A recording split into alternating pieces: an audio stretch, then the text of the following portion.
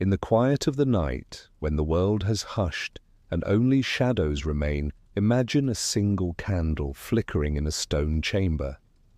Its flame dances gently, casting long shapes on the walls, as if each spark of light holds a secret, waiting to be revealed. This is where our journey begins, not in noise or clamor, but in stillness, an invitation to step into the forgotten story of the Knights Templar. They were more than warriors, more than monks. They were cloaked in white mantles marked with the red cross, a symbol of sacrifice and mystery. To some, they were protectors of pilgrims, guardians of the holy road to Jerusalem. To others, they were seekers of knowledge forbidden, keepers of maps that pointed not only across the earth, but perhaps into realms unseen. Their story rises like the flame of that candle, fragile yet powerful, illuminating centuries of legend. The origins of the Templars are rooted in faith and conflict, born out of the chaos of crusades when kings and peasants alike marched to reclaim the Holy Land. Yet from that fire, this small brotherhood emerged, carrying an aura of secrecy that would forever surround them. Every oath they swore, every step they took, seemed to bind them not only to Christendom, but also to hidden truths whispered across generations. Whispers followed them wherever they went, of treasures buried beneath Solomon's temple, of relics too sacred to be revealed, of maps so ancient they might lead beyond the boundaries of the known world. These whispers gave the Templars a reputation that was both revered and feared.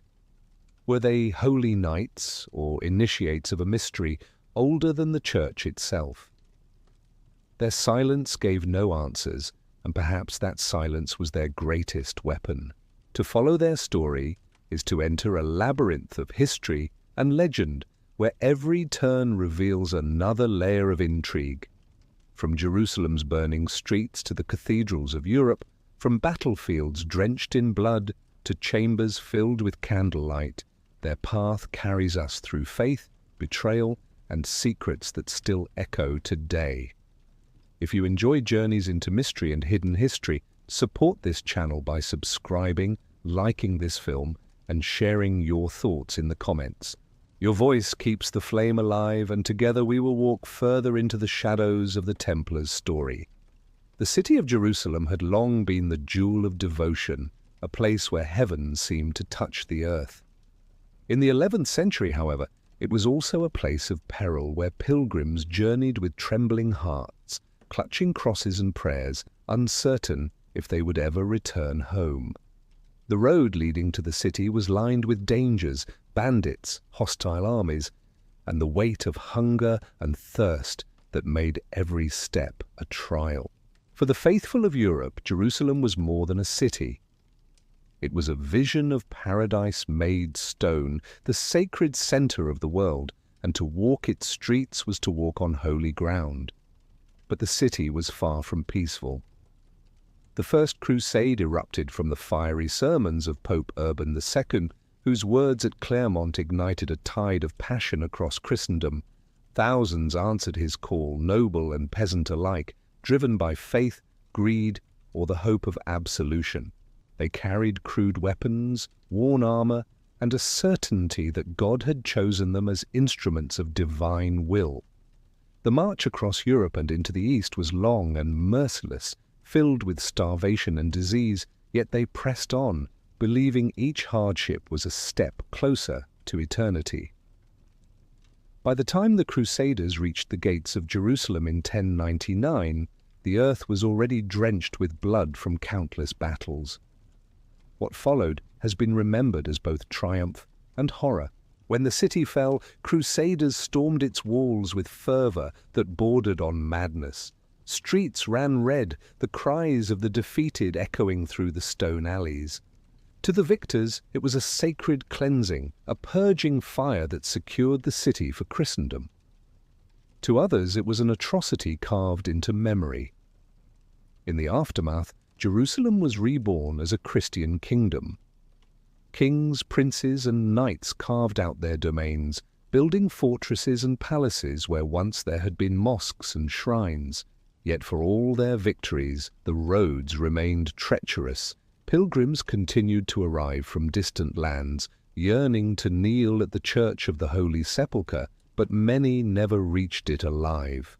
Ambushes in the desert, poisoned wells, and unseen blades ended their journeys. It was in this landscape of danger and devotion that the seeds of the Templars took root. A small group of knights, humble in number but vast in purpose, vowed to protect the faithful who walked the perilous roads. They were not kings nor lords, not great rulers with crowns of gold, but men who carried a different kind of authority, one rooted in oath and sacrifice. They swore their lives to defend pilgrims, placing their swords not in service of conquest, but in guardianship. Their task was not glorious. They were few, poorly supplied, and constantly stretched thin. But their presence grew into a beacon for travelers who might otherwise have been lost. The stories of their bravery spread from campfire to campfire, from marketplace to monastery, until their name carried a weight greater than their numbers. Knights who once fought for land now fought for souls, and their duty marked the beginnings of something far greater than they could have imagined. The crusade itself had opened a wound in the world, a clash of cultures and faiths that would not heal for centuries. Yet within this wound, a new order began to form. The Holy Land became a crucible, shaping men not only by sword and shield, but by visions of destiny. It was here, in this furnace of conflict, that the foundations of the Templars would be set. The air of Jerusalem at that time carried more than the scent of incense and blood. Whispers of relics hidden beneath its stones, of treasures locked away since the days of Solomon, drifted among both pilgrims and warriors. Rumors grew that the new guardians of the city might uncover truths lost for centuries, truths more powerful than any blade. These murmurs would only deepen as their order grew, weaving a tapestry of secrecy around their name. The First Crusade reshaped the map, but it also reshaped the spirit of Europe. Families who had sent sons to die in distant deserts now whispered of holy warriors who endured, who had pledged to stand where others had fallen. And though kings returned to their palaces and armies to their villages, the small brotherhood remained behind, anchored to Jerusalem by vows stronger than steel. The foundations of the Templars cannot be separated from the crusade that gave them birth. Without the fire of that campaign, without the blood spilled on those roads, the idea of knights who were also monks, warriors bound by spiritual chains, might never have taken hold. Yet in the chaos of conquest, a different kind of order emerged, one that would one day hold more power than many kings. The memory of the First Crusade lingers not only in chronicles, but in the silence of Jerusalem's stones. Each wall and alley carries echoes of that summer of fire and steel, when faith and fury collided in equal measure.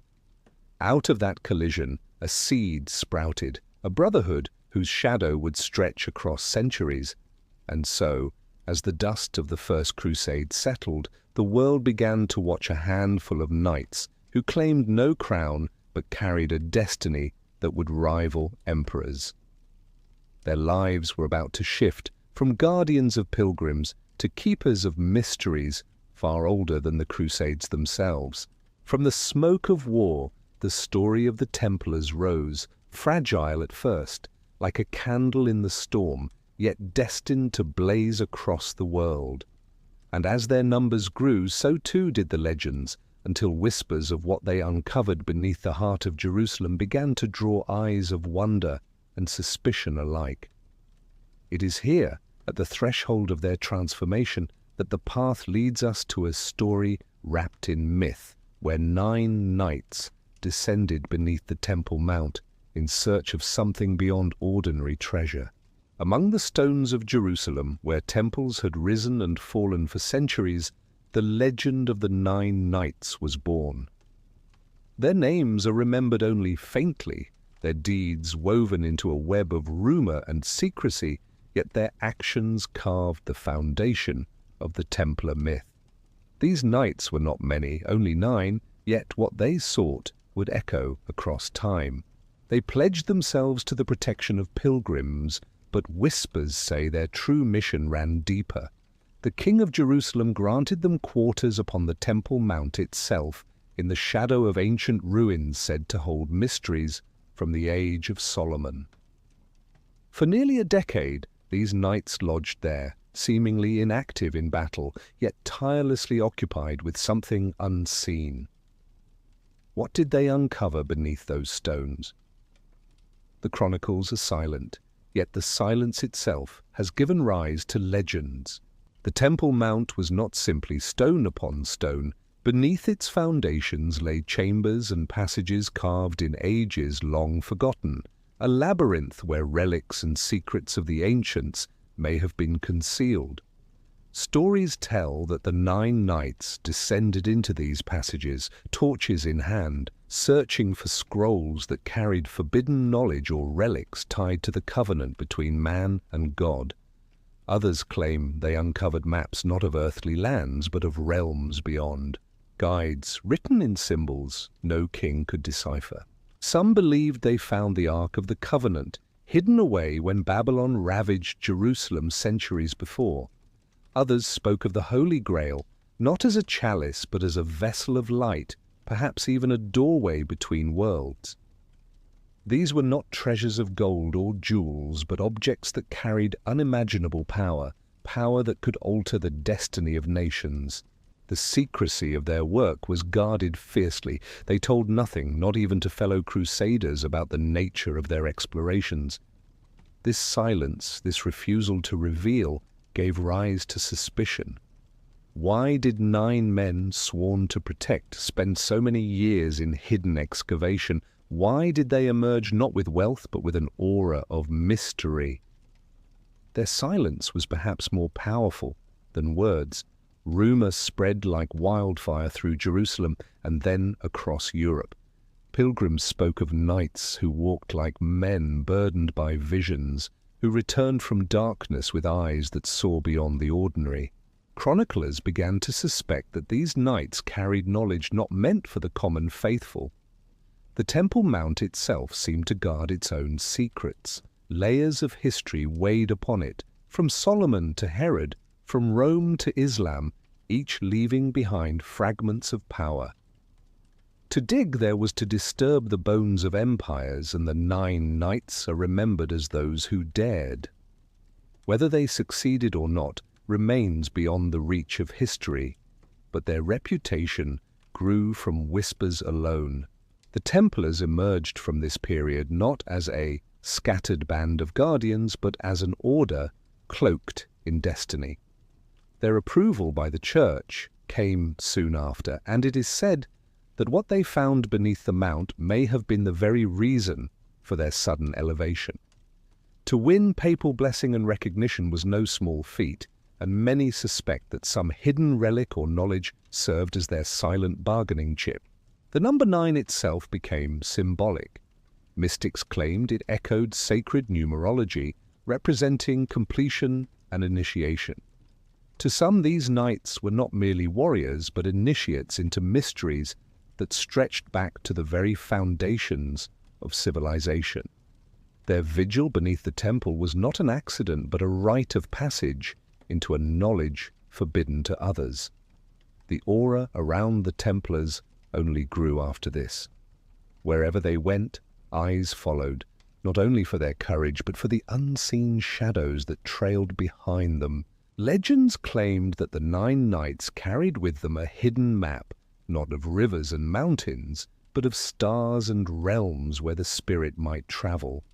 Some whispered that they had unlocked the language of angels, while others feared they had stumbled upon powers that even heaven had forbidden. What they truly found beneath the mount is forever veiled, yet this very mystery became their strength. In silence, they gained power. In secrecy, they earned reverence. What began as a humble mission of 9 knights now stood at the edge of becoming something vast, something that kings and popes would one day fear. The 9 Knights are remembered not for their names but for their silence. Their legacy was not carved in words but in the unseen, in the hidden chambers of the temple and in the shadows that followed them across centuries.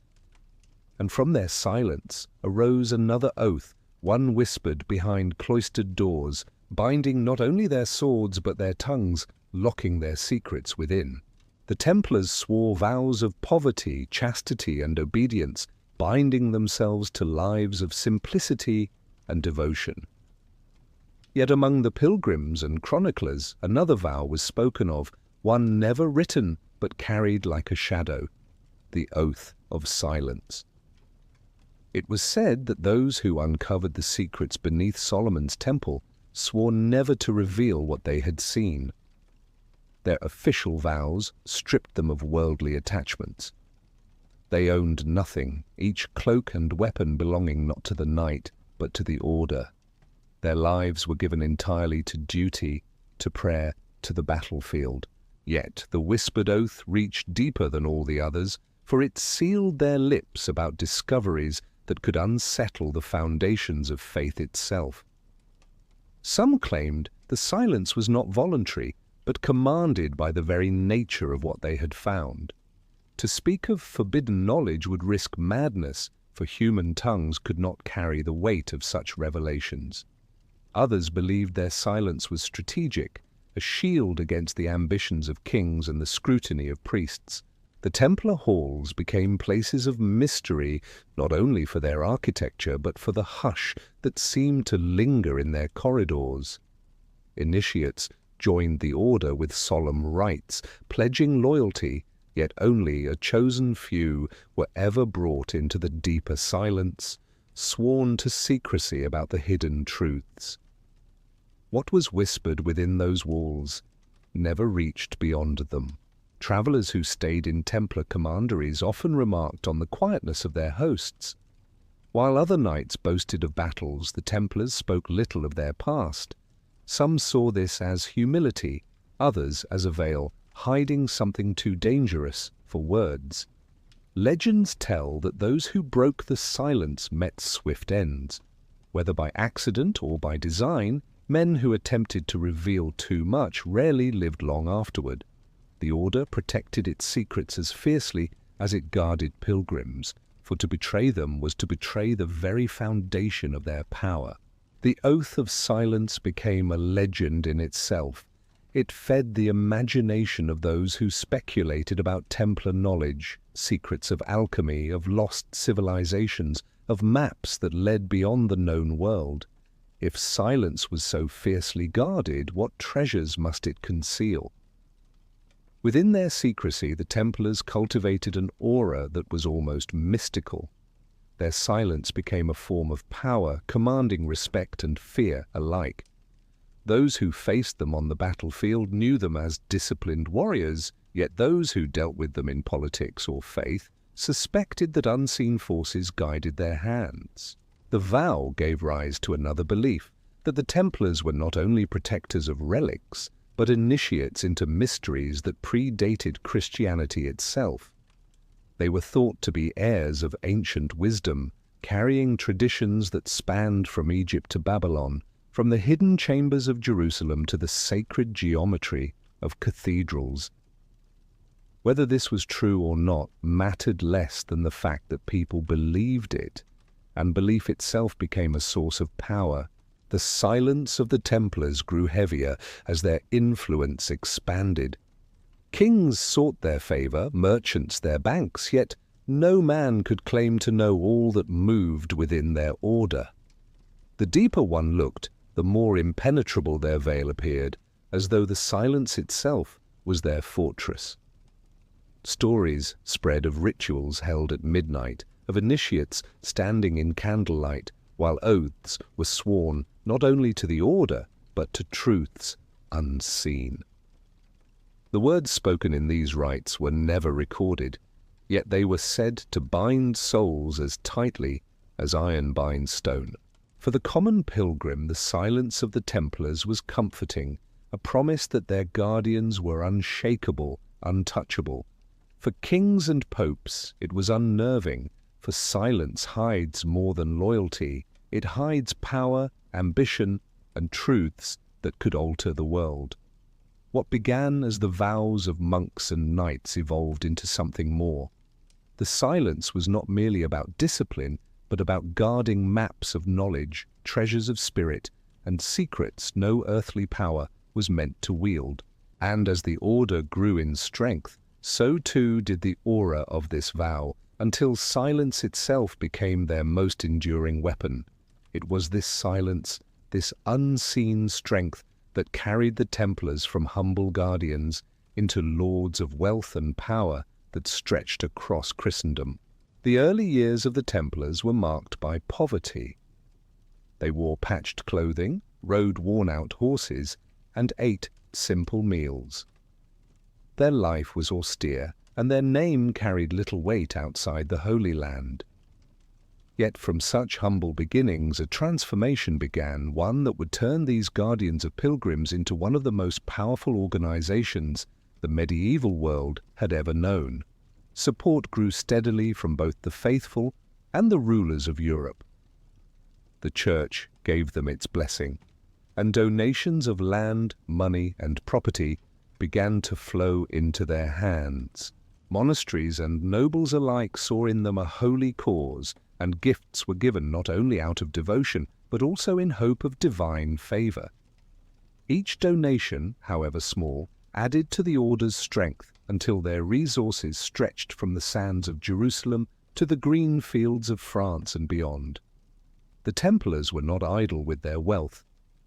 They built commanderies, farms, and castles, weaving a network that crossed borders. Their organization became disciplined, efficient, and unlike anything seen before. While other knights served lords, the Templars served only their order, and the Pope, giving them independence that made kings wary. In time, they mastered not only the sword, but also the quill. They developed a system of finance that allowed pilgrims to deposit wealth in Europe and withdraw it in the Holy Land, reducing the risks of robbery. In doing so, they became the bankers of Christendom, trusted more than any crown. Their vaults held fortunes, and their records stretched across continents. Their military strength grew as well. With each new recruit, their armies expanded, disciplined by strict rules and driven by faith. On the battlefield, they were feared as a force that never retreated, charging in tight formation, their white mantles glowing like banners of fate. Their reputation spread so widely that even their enemies respected them, for they fought with a devotion that seemed almost otherworldly. But it was not only on the battlefield or in halls of wealth that their power showed. Their influence seeped into politics, diplomacy, and the very fabric of medieval society. Kings borrowed from them, popes relied on them, and nobles sought their favor. To defy them was to risk not only sword but silence, the silence of secrets they carried that no crown could penetrate. The growth of the Templars was both visible and invisible. Castles rose across Europe and the Holy Land, fortresses of stone and faith. Yet beneath their outward power, whispers of hidden knowledge continued to swirl. Their sudden rise seemed too swift, too perfect, as if guided by unseen hands. People wondered if the secrets they uncovered beneath the Temple Mount were the true foundation of their strength. The Templars themselves fostered this aura. They lived in disciplined humility, yet their actions carried a weight that spoke of more than human ambition. Their red cross became a symbol not only of sacrifice but of hidden meaning, a mark recognized on battlefields and in markets alike. To wear it was to carry a destiny, and those who bore it walked as though shadows of greater truths followed them. Their independence from kings was their greatest weapon. While monarchs ruled with crowns and armies, the Templars ruled with faith and secrecy. They owed allegiance only to God and to their Grand Master, making them a power outside the usual chains of feudal loyalty. This made them indispensable allies and dangerous rivals, a paradox that grew sharper with every passing year. With their growing wealth came suspicion. Some whispered that their coffers held more than coin, that relics of power and knowledge lay hidden in their vaults, passed in secret from one generation to the next.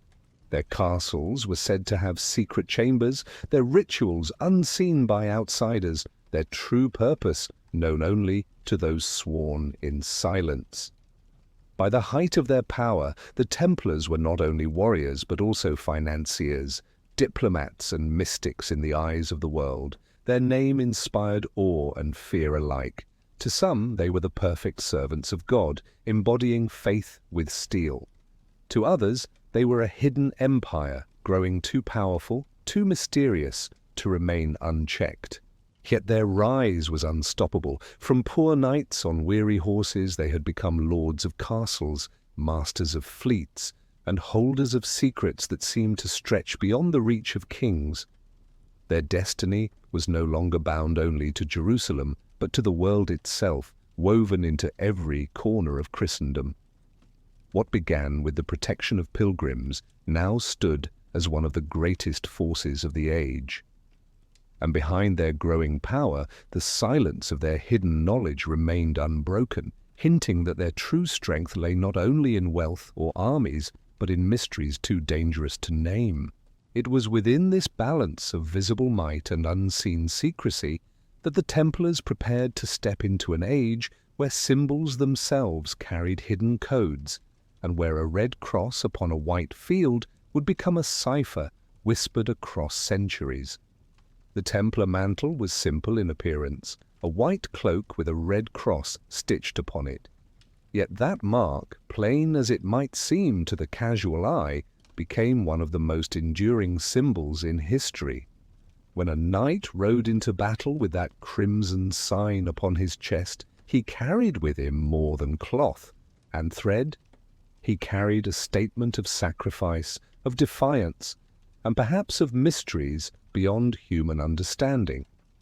The Red Cross was first granted to the Templars by the Pope, a mark of divine blessing and spiritual authority.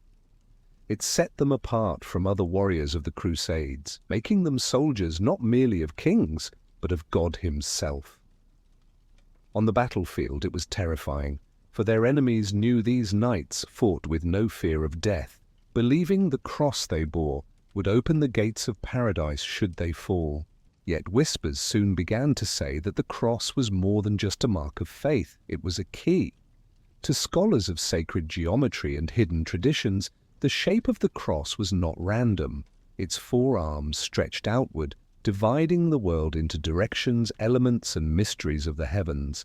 Some claimed the red itself was chosen not only for its link to the blood of Christ, but also for its connection to ancient solar cults where crimson marked the fire of life and death. Worn upon white, it was said to represent spirit and matter, purity and sacrifice, the union of two worlds. Mystics began to see in the cross a cipher. Its angles and lines could be traced into maps, guiding not only armies, but souls. In certain manuscripts, diagrams of crosses concealed star charts, coordinates of celestial bodies, and pathways to spiritual ascent. The Templars, some believed, wore upon their cloaks not only a symbol of faith, but also a code that could lead the initiated toward hidden knowledge. The Red Cross also became a rallying point for the Brotherhood. When banners unfurled in the wind, marked with that simple design, men felt courage swell within them. Yet its very simplicity made it a canvas for speculation. Was it the sign of sacrifice, or was it a silent declaration of secrets? Did it stand for Christ's passion, or for maps to realms beyond the mortal eye? Legends grew that certain variations of the cross, drawn in hidden manuscripts, contained instructions. A tilt of the arms, a shift in proportion, and suddenly the mark became more than decoration, it became a compass. Some chroniclers hinted that Templar chapels concealed crosses etched into their stone in strange alignments, guiding those who could read them toward chambers below. The cross was also seen in their architecture. Cathedrals sponsored by the order displayed intricate rose windows, shaped as crosses within circles, designs that many believed were not mere ornament, but keys to unlocking spiritual dimensions. Pilgrims who prayed beneath these windows felt as though they stood under stars, as if stone and glass had been aligned with heavenly order itself. On battlefields, the Red Cross was feared as much as revered. Enemies believed it gave the knights unnatural strength, that to strike a Templar was to fight against powers unseen. Tales spread of warriors who cut down night after night, only to see more rising, their crosses shining crimson in the dust and sun. The symbol had grown into a legend that walked before them. The true power of the Red Cross lay in its ability to unify. Whether worn in Europe or the Holy Land, it bound knights together into a single body, a single purpose. Yet behind that unity, secrets lingered. Initiates into the deeper mysteries of the order may have been taught to read the cross differently, not as a sign of war, but as a map to hidden realms.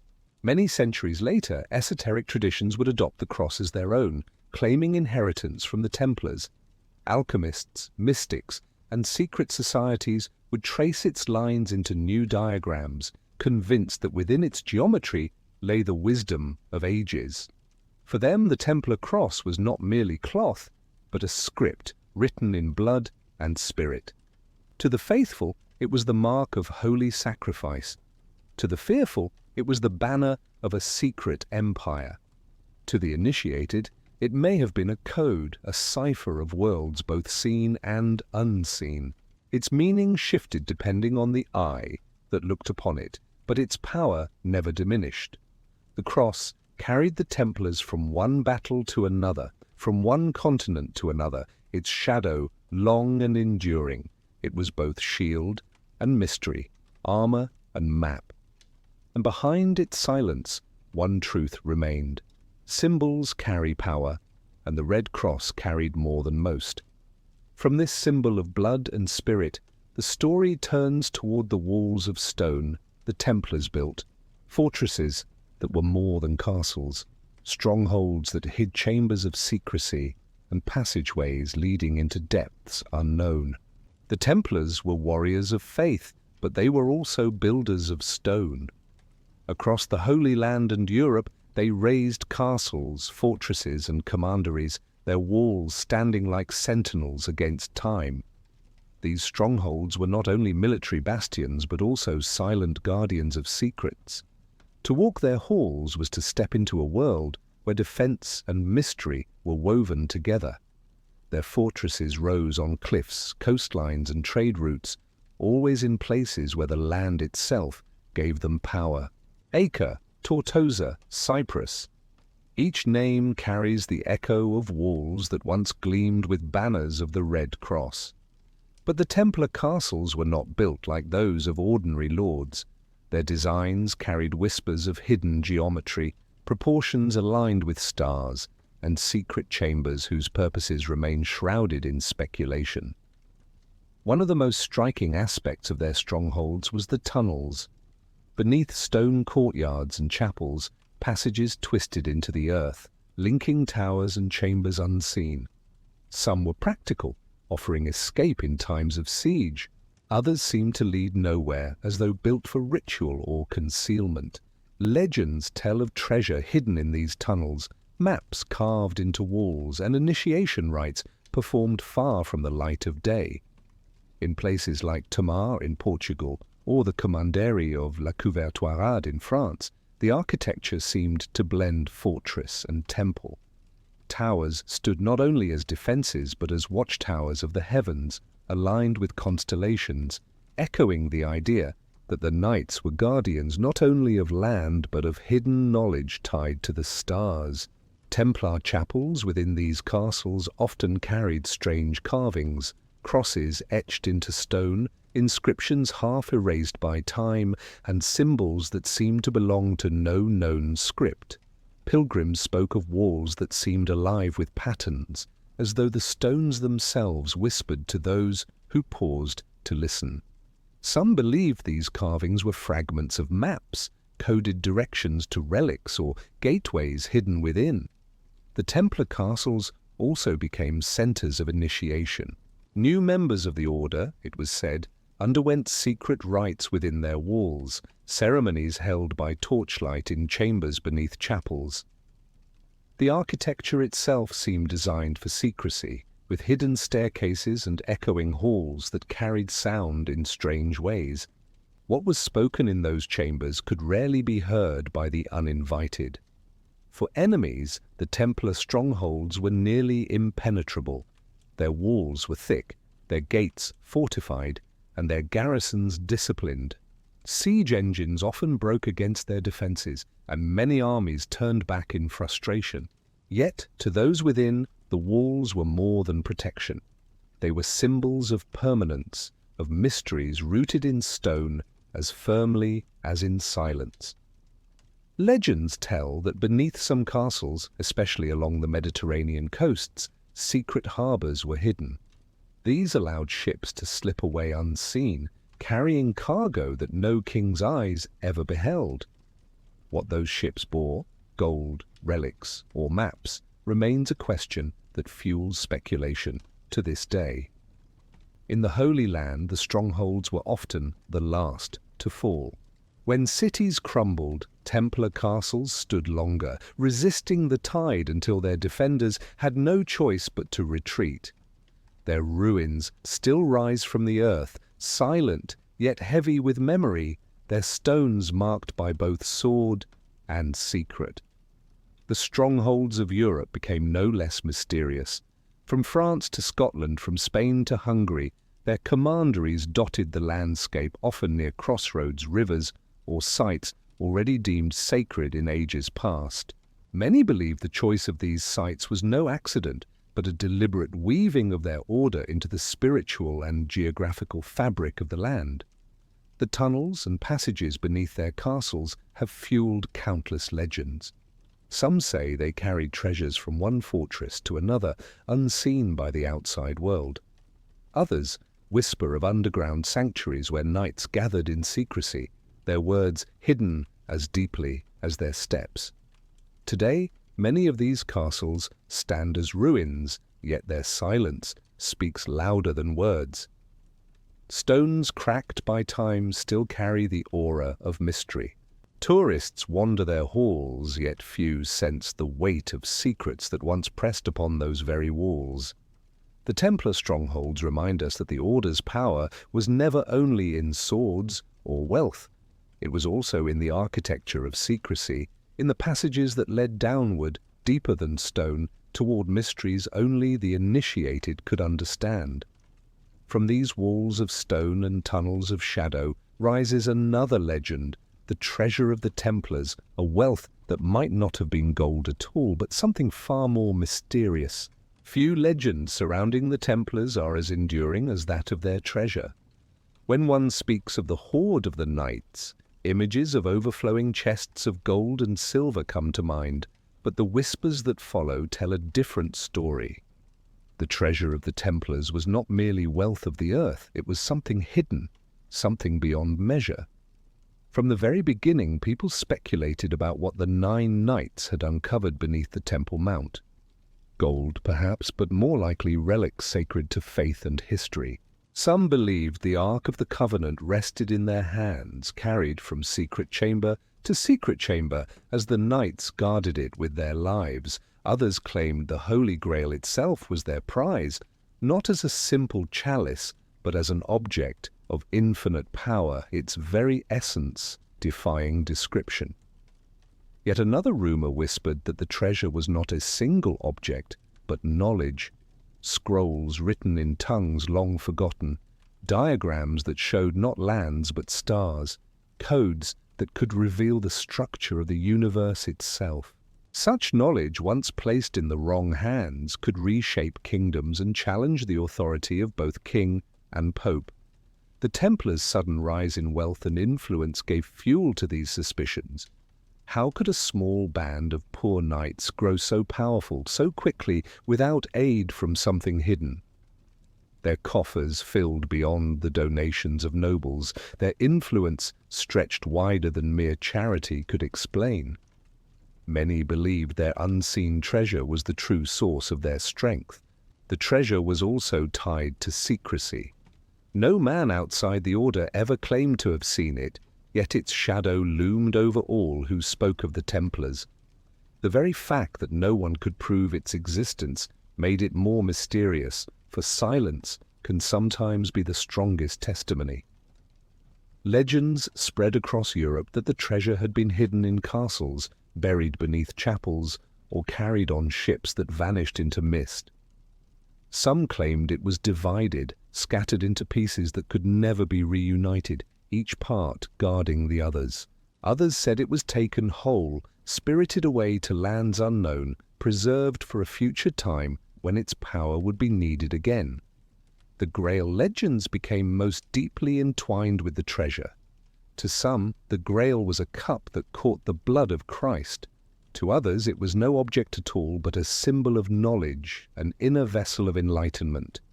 If the Templars guarded it, then perhaps they were guardians not of gold, but of the ultimate secret of human destiny. The Ark of the Covenant, too, was said to lie within their grasp. A chest of power so great it had leveled cities in the Old Testament, carried across deserts, hidden from conquerors. If the Templars had found it beneath the Temple Mount, then no wonder their silence was absolute. To reveal such possession would have brought both worship and destruction. Even the stars found their way into these tales. Some whispered the treasure included maps of the heavens, drawn from civilizations long vanished, guiding explorers not only across seas, but across the pathways of the soul. These maps were said to be so profound that they acted as keys to realms unseen, and whoever held them could navigate between worlds. When the Templars fell centuries later, the mystery of the treasure only deepened. Soldiers and kings searched vaults, seized castles, opened chests, but what they found was far less than expected. Gold and coin, yes, but nothing compared to the wealth the rumors had promised. This absence spoke louder than presence.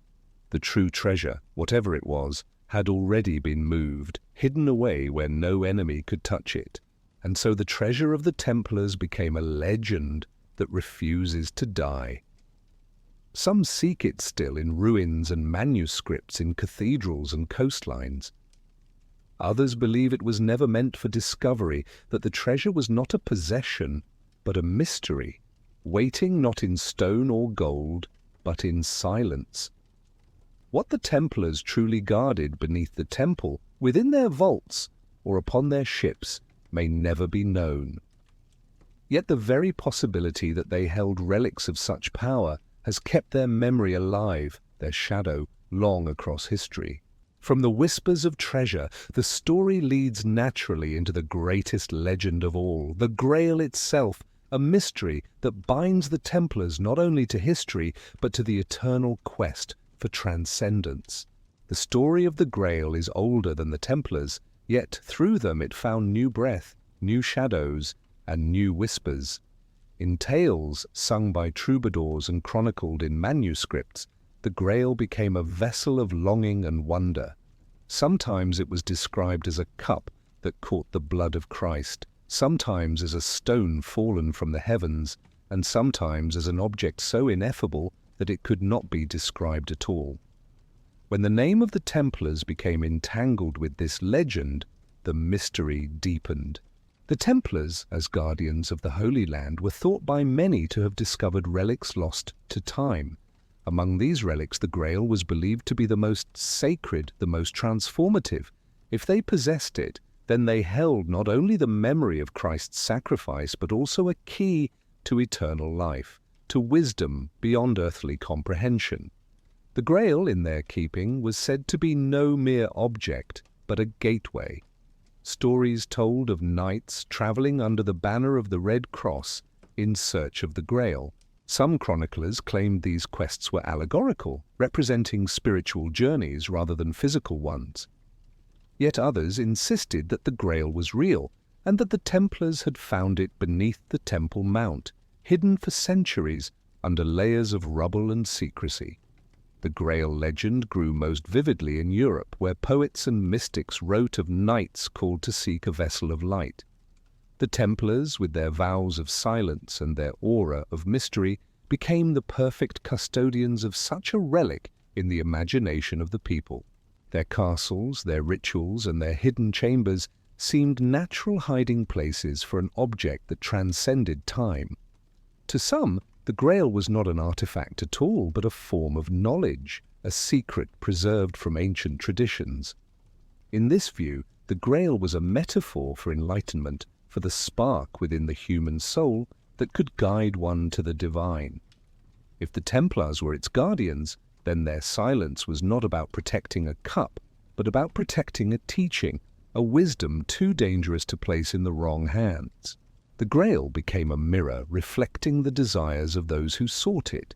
For kings, it was a symbol of divine right, a relic that could confirm their rule. For the Church, it was a sacred vessel of Christ, proof of the sacred mysteries. For mystics, it was a light within, an initiation into truths hidden beneath the surface of faith.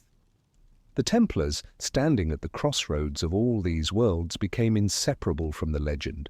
Some tales describe the Grail as luminous, glowing with its own inner fire. Others said it could heal wounds, bring wisdom, or even open portals to other realms. These descriptions aligned eerily with whispers of the Templars guarding maps to other worlds. If the Grail was such a key, then perhaps the Knights had discovered not only sacred relics, but pathways into dimensions beyond the reach of mortal sight. The Grail was also linked to the concept of quest, of journey.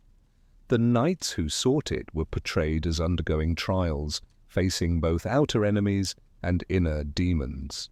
This mirrored the very life of the Templars, who lived between battle and silence, between faith and hidden knowledge. Their order itself seemed like a living embodiment of the Grail quest. Legends claimed that the Grail was sometimes kept in secret castles, guarded by chosen knights until the worthy seeker arrived. Many pointed to Templar strongholds as the true Grail castles, their halls echoing with the silence of those who knew but would not speak.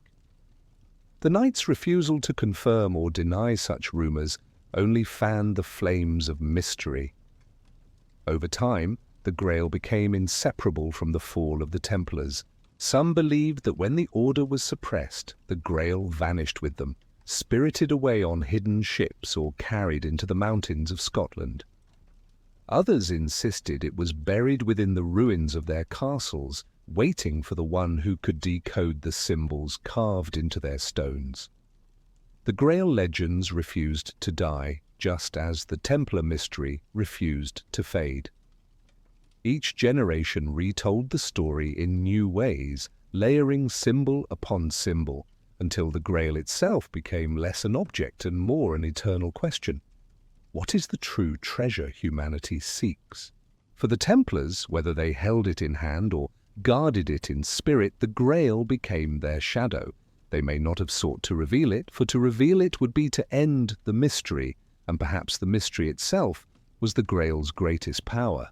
From the Grail, the trail of whispers leads naturally into the sciences of the hidden, the stars, alchemy, and maps not drawn in ink, but in symbols, guiding the soul as much as the traveler.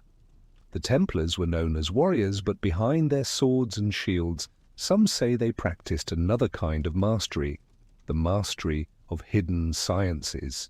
Whispers grew that the Order held knowledge of alchemy, of the stars, and of maps that spoke not only of geography, but of the soul's journey.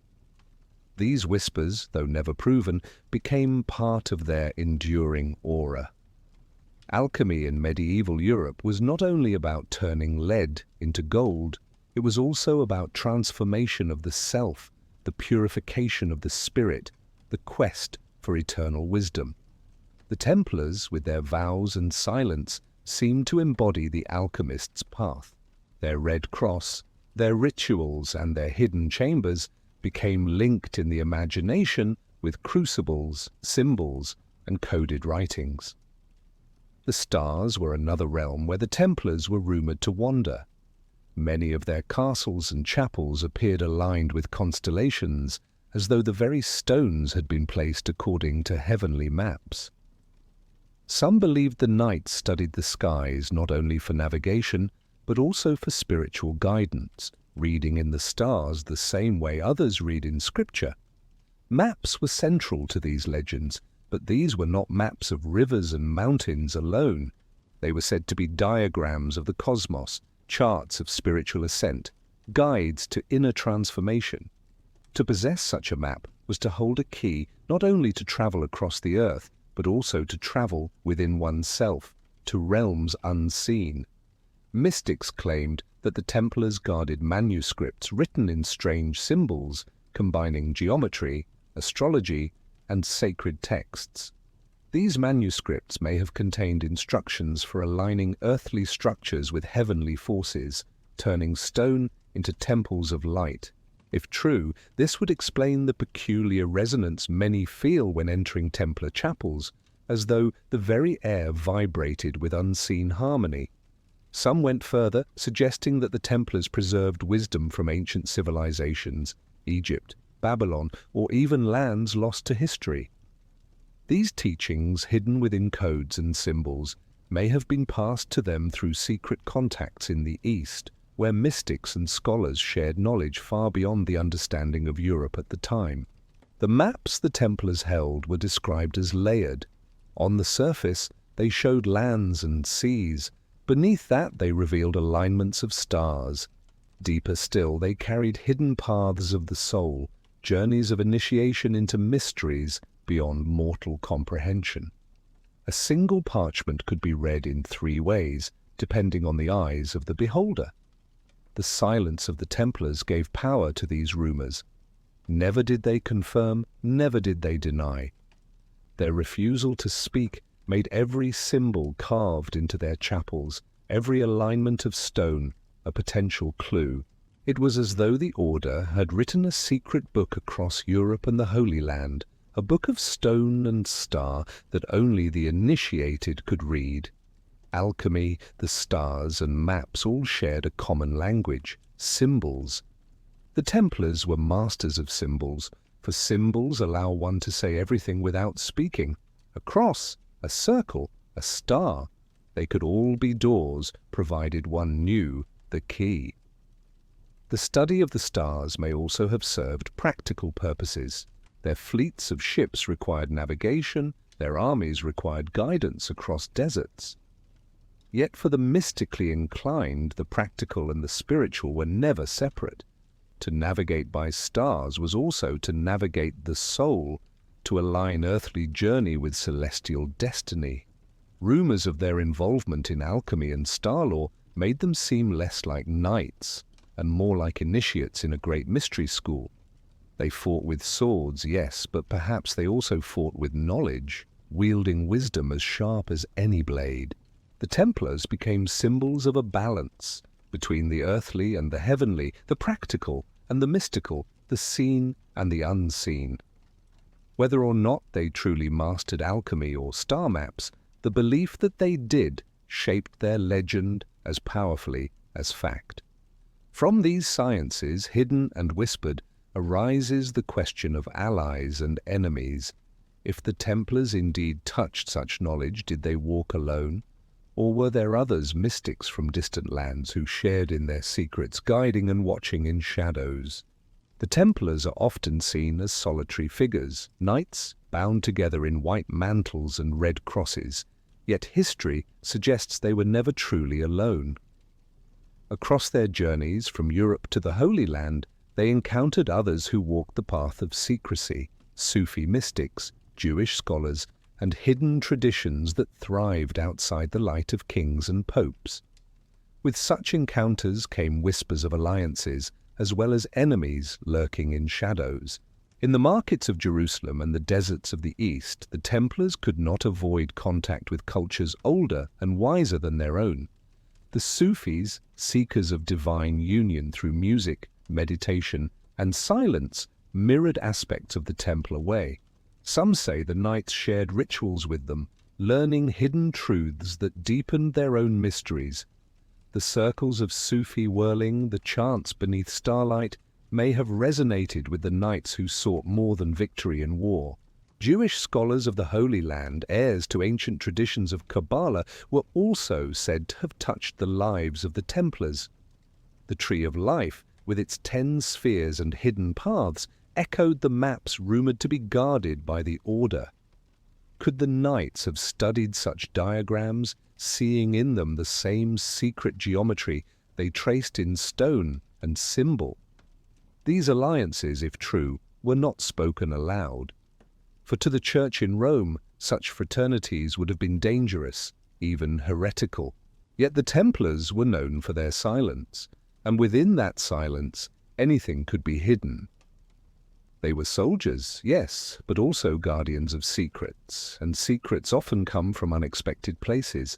Enemies gathered too. The Templars' independence from kings made them targets of envy. Their wealth and secrecy stirred suspicion. To many rulers, the Order seemed too powerful, too untouchable, as though their loyalty to no crown made them shadows beyond control. Kings borrowed from them, yet resented them. Popes blessed them, yet feared what they could not see within them. The Sufis may have seen in them brothers of silence. The Jewish mystics may have seen in them seekers of hidden maps, yet their enemies saw in them only rivals, their silence interpreted as arrogance, their secrecy as conspiracy. The Templars walked a narrow line balanced between friendship and betrayal, between hidden alliances and open suspicion.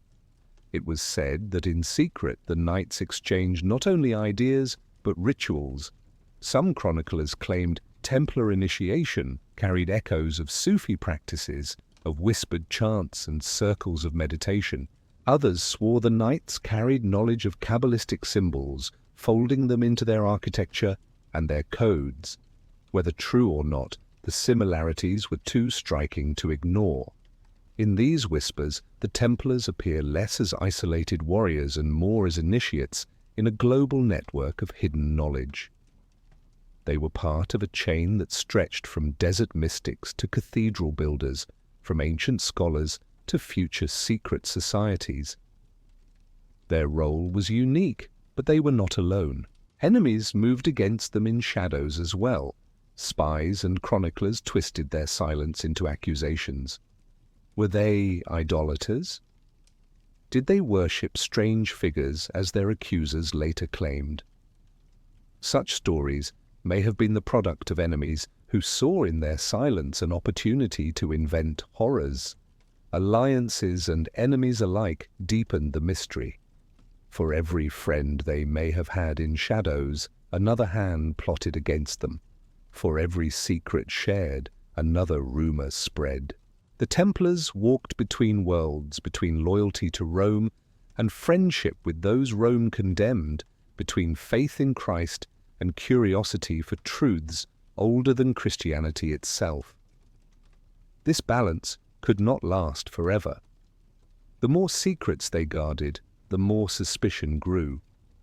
The more allies they found in silence, the more enemies gathered in noise. The story of their alliances and enemies brings us to a turning point, when the loss of Acre marked a shift in their destiny. The Templars, once mighty guardians of Jerusalem, now faced a world where their power would move from open battle to hidden survival. The city of Acre was the last great stronghold of the Crusaders, a jewel of the coast where merchants, warriors, and pilgrims mingled within crowded markets and towering walls. For nearly a century it stood as the heartbeat of Latin Christendom in the Holy Land, defended by stone, sword, and the will of the Templars who made its fortresses their home. Yet every fortress, no matter how strong, carries within it the shadow of its fall. The year was 1291 when the armies of the Mamluks marched upon Acre. Their banners blackened the horizon, their numbers overwhelming. Inside the city, the Templars, Hospitallers, and remnants of Crusader forces prepared for a siege that all knew might be their last. The walls of Acre had withstood enemies before, but the tide of history was shifting, and the Templars stood at the edge of change. The defenders fought with the ferocity for which the Templars were known. Their red crosses shone in the sunlight as they charged the enemy, unyielding even when outnumbered. Each tower became a citadel, each street a battlefield. Yet the Mamluks pressed closer, their siege engines pounding the walls, their warriors swarming like a tide that could not be stemmed. For weeks the clash echoed day and night. The air was filled with the thunder of stone crashing upon stone, with the cries of the wounded, with the prayers whispered in haste. The Templars stood at the forefront, their Grand Master William of Beaujeu rallying them even as wounds bled upon his armor. His death during the fighting struck the defenders like a shadow, yet still they refused to yield. When the walls finally broke, chaos erupted. The streets of Acre became rivers of blood, flames rising from houses and markets alike. Women and children cried out as soldiers stormed through, and the Knights of the Temple fought in hopeless defiance, buying time for the innocent to flee toward the sea. The harbour became a desperate escape, ships crammed with refugees, while those left behind prepared for the final stand. The last holdout was the great Templar fortress, a bastion of stone at the edge of the city. For days after Acre had fallen, the fortress still resisted. From its walls, the Templars hurled stones and fire, refusing surrender. The Mamluks, enraged, dug tunnels beneath the walls, setting them aflame until the fortress collapsed with a roar that shook the earth. Buried within its ruins were hundreds of Templar knights who chose to die beneath stone rather than yield their banner. The fall of Acre was more than the loss of a city. It was the loss of the Holy Land itself, the final retreat of Christendom from the soil it had claimed in fire and blood. For the Templars, it was a turning point. No longer could they fight for Jerusalem. No longer could they protect pilgrims on roads now barred to them. Their mission, their very identity, was forced into transformation. From the ashes of Acre, the Templars withdrew to Cyprus, carrying with them not only survivors, but also their silence and their secrets. Their castles in the Holy Land lay in ruins, their cores seemingly broken. Yet in their retreat, they did not fade. Their wealth, their ships, and their hidden knowledge endured, shifting the balance of their power from open battlefields to something more veiled. For the people of Europe, news of Acre's fall was devastating. Pilgrims wept, kings despaired, and the papacy mourned the loss of the holy city. Yet alongside grief came suspicion. If the Templars were so powerful, so disciplined, why had they failed? Whispers arose that perhaps they had chosen not to win, that their true treasures had already been spirited away before the city fell. Legends tell that in the chaos, Templar ships slipped from Acre's harbour under the cover of smoke, carrying with them relics, treasures, and perhaps maps of realms unknown. Where those ships sailed became one of the great mysteries of the Order, for some say they vanished into the mist, never reaching Cyprus at all. The fall of Acre left the Templars adrift between worlds. They were no longer guardians of Jerusalem, yet they were far from finished. Their power shifted inland toward Europe, where their wealth, their banks, and their independence grew ever more unsettling to kings and popes. The Templars had been born in Jerusalem, but their survival beyond Acre would mark them with a new identity, an order no longer tied to sacred soil, but to secrets and influence hidden within Christendom itself. And it was within this new world, where they no longer stood as warriors of the Holy Land, that enemies in Europe began to see their chance.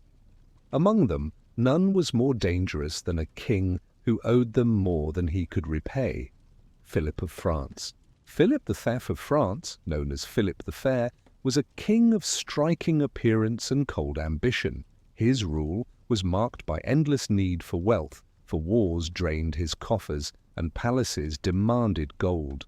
To fund his ambitions, Philip borrowed heavily from the Templars, who by then had become not only warriors, but the bankers of Europe.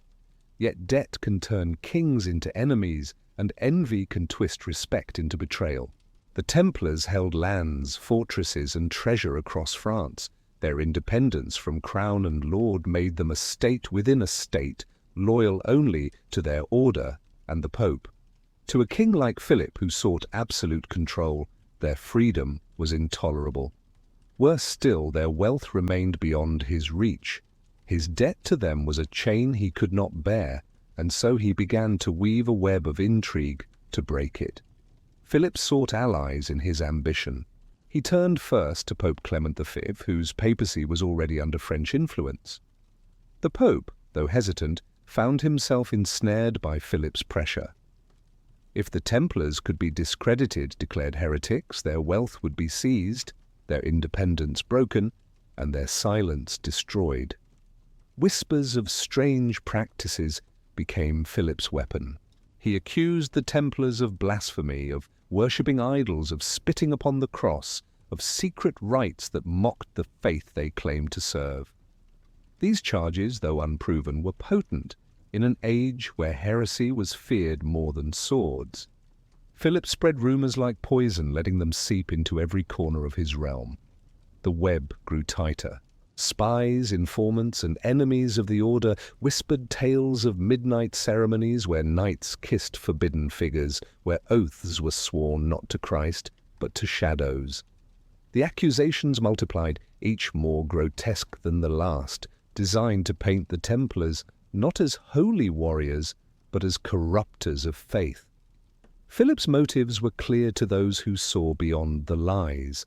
He hungered for their gold, for their lands, for their power. Yet to the common people, the charges struck fear. Could it be that the knights once praised as champions of Christ had secretly turned to darkness? The silence of the order only deepened suspicion, for silence can protect as well as condemn. The Pope, pressured by Philip, agreed to an investigation. Councils were called, letters written, inquiries begun. Yet Philip did not wait for justice to run its course. He prepared his move with cold precision, setting the stage for one of the most infamous betrayals in history. The Templars, unaware of the storm gathering, continued their duties, confident in their centuries of service. They did not expect a king to strike at them with such treachery, for they believed their oaths and their history would shield them from dishonor. But Philip was patient, and his net was ready to close. By accusing them of heresy, Philip ensured that to defend themselves would be to challenge the Church itself. Any denial could be twisted, any silence interpreted as guilt. The knights, bound by vows and discipline, found themselves trapped in a game where every move led closer to ruin. Philip's web of betrayal was not only political, but spiritual. He sought to destroy not only the Templars' power, but their reputation, to turn them from guardians of faith into enemies of the Church in the eyes of the people. If successful, he would strip them of honor as surely as he stripped them of gold. The stage was set for a night that would echo through centuries, a night where betrayal would be carried out with torches and chains under the cover of fear and silence. That night would fall on a date forever marked with dread: Friday the 13th. The dawn of October 13th, 1307, broke with an uneasy silence across France. In the early hours, while most of the realm still slumbered, riders carried sealed orders from King Philip to every corner of his kingdom. The instructions were precise, absolute, and secret. On this day, the Templars were to be seized, their houses raided, their lives shattered in a single blow. As the sun rose, soldiers moved into position. Across France, in castles and commanderies, Templars awoke to the clatter of hooves and the pounding of fists upon gates. They had no warning, no chance to prepare. One by one, the doors of their strongholds were forced open, and the knights, bound by obedience, found themselves surrounded by armed men bearing the seal of the king. The arrests were swift and merciless. Old knights who had given their lives to the order were dragged from their chambers in chains. Young squires were bound alongside their masters. Commanders were taken from their halls, priests from their chapels. The red cross upon their mantles, once a symbol of fear and reverence, was now a mark of shame as they were led through streets filled with whispering crowds. In Paris, the Grand Master Jacques de Molay was seized with the others. He had trusted the king, even attending the funeral of Philip's sister only days earlier. Now betrayed, he found himself shackled, accused of crimes he had never imagined. His dignity remained, but the weight of chains made his silence heavier than ever before. Throughout the realm, Templar treasures were confiscated, chests of gold, manuscripts, relics, all seized in the name of the king. Yet, when the vaults were opened, much of what was expected was missing. The vast treasure of the order seemed to have vanished, as though forewarned of the betrayal. Ships that once bore the Templar banner had disappeared from harbours, their fate unknown, leaving behind only speculation and silence. The people of France watched in awe and fear. Some pitied the knights, remembering their service and sacrifice. Others believed the charges, whispering that the Templars had consorted with darkness. Fear of heresy was strong, and Philip's accusations fell upon fertile ground. The Night of Chains became a turning point in the order's fate. The knights, bound in darkness, awaited trials that would be more spectacle than justice. Torture would follow, and confessions would be wrung from broken bodies. The silence that had once been their strength was now twisted into a weapon against them. Yet even in chains the Templars carried their mystery. The missing treasure haunted Philip, the vanished ships mocked his greed, and the legends of hidden maps only grew louder. It seemed that even as he struck them down, the order slipped through his grasp, leaving shadows he could not control. The memory of that day has lingered across centuries. Friday the 13th became etched into history as a day of treachery, its superstition born from the betrayal of the knights. Torches, chains, and silence, these became the images of that night. But the arrest was only the beginning. The trials, the tortures, the forced confessions, and the executions would follow, turning the silence of the Templars into cries that echoed through time. The night of betrayal gave way to mornings of fire, where accusations of heresy became judgments, and judgments became sentences. And it was upon those flames that the order would leave its final curse. The cells where the Templars were kept were dark, damp, and suffocating. Chains clinked in the silence, broken only by the groans of men bound to walls, waiting for the footsteps of their captors. King Philip's men had not arrested the knights for justice. They had arrested them for confessions, and those confessions would be extracted by force. The inquisitors entered with instruments of cruelty, tools designed to break both body and spirit. The rack stretched men until joints tore and bones cracked. Iron boots crushed flesh. Flames and knives lingered at the edges of vision, reminders that no silence could last forever beneath such torment. One by one, the knights were subjected to this torment. They resisted as long as they could, holding to the silence that had defined their order. But the human body has limits. Under unbearable agony, words slipped from their lips, words twisted into confessions of heresy. The charges against them were grotesque.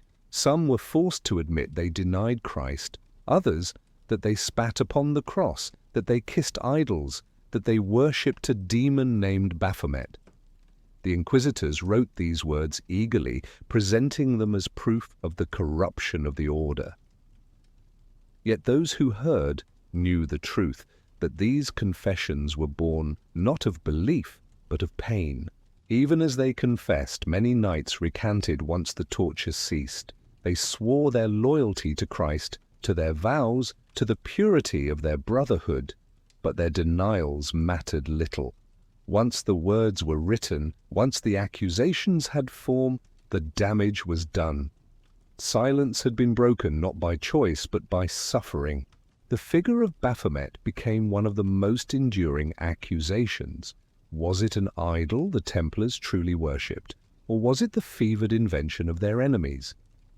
Some suggested the name was a corruption of Mahomet, accusing the Knights of secret alliance with Islam.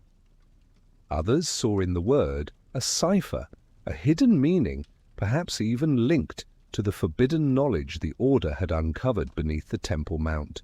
The confessions painted the Templars as sorcerers and heretics, yet those who looked closer saw contradictions. One knight confessed one crime, another a different one. The stories did not align, their details fractured and inconsistent. This chaos of testimony revealed the truth. The inquisitors were not uncovering facts, but forcing narratives to suit their king's desires. Still, the damage spread. In towns and cities, people whispered that the knights who once protected pilgrims had betrayed their faith. Fear of the unknown fed the flames. The silence of the order, once a source of awe, now became suspicion. If they had nothing to hide, why had they guarded their secrets so fiercely? The Grand Master, Jacques de Molay himself, was subjected to torment. He too confessed under agony, only to retract his words when given breath again. His defiance gave courage to others, yet it also sealed his fate. Philip and the inquisitors needed guilt, and they would not rest until it was carved into history. The torture chambers became crucibles, not of truth, but of transformation. The Templars were reshaped in the eyes of the world, turned from holy warriors into heretics by the very mouths of those who had once sworn to defend faith. Yet even within the darkness whispers remained. Some believed the knights confessed to protect deeper secrets, giving falsehoods to shield the truth.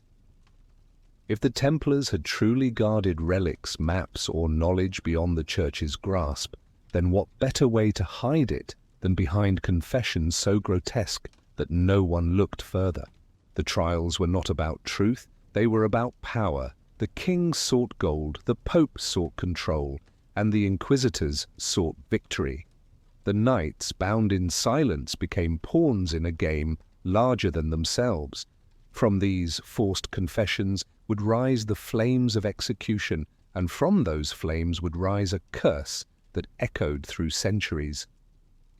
The trials of the Templars were staged performances, cloaked in the language of law, but driven by the hunger of kings.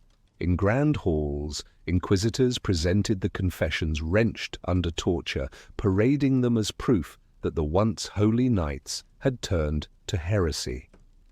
The people gathered in silence, some in disbelief, others in fear, as the red cross of the temple became a mark of shame. The Templars were called to testify, their bodies broken, their spirits weary.